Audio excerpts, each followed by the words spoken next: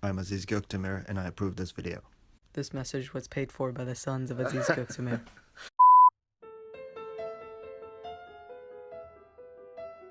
My father was born and raised on the east side of Istanbul, Turkey, often referred to as the Asian side of the city.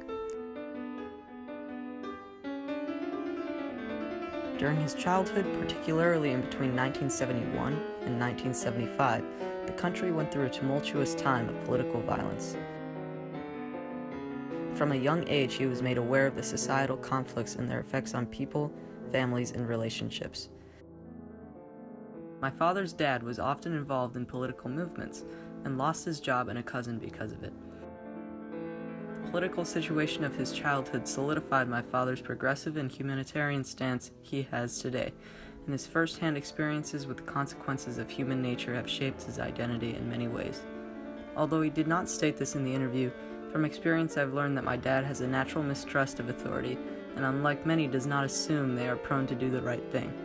He is deeply apprehensive of nationalism and populism because of their effect on the state of Turkey during his childhood.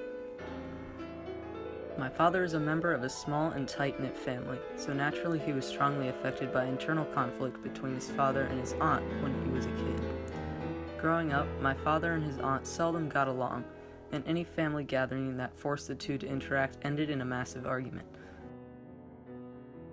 One winter, both his aunt and his family's houses lost heating due to the oil crisis of the 1970s, and the family was confined to one room of the house that had a space heater and a single government-provided television station. You can imagine how my father felt when he had to deal with his family quarrel for an entire winter.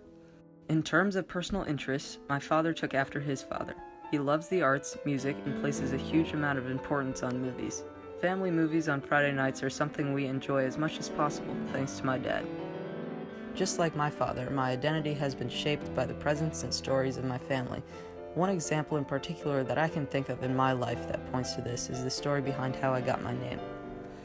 Many years ago, in the cold of the Turkish winter, my grandfather, then a government doctor, was assigned to travel to a distant town about 100 miles from the border with Syria and Iraq known by the name of Aran. Near the end of the long journey from Istanbul to a mountainous and remote part of the country, my grandfather's car slipped off the icy road and flipped 4 times before coming to a stop in a ditch. My grandfather escaped the crash with only a broken nose. After being rescued and treated for his injuries in Aran, my grandfather stayed in the town for 2 years and slowly realized the wondrous culture and lifestyle of the people there. In fact, he was so taken by what he saw there that he decided to photograph and write about his stay in the form of a book.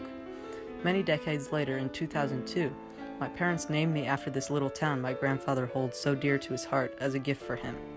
Just as my grandfather became known for his photography of the town and its inhabitants in the book he wrote, my father learned the trade from him, and in turn has done his very best to teach me.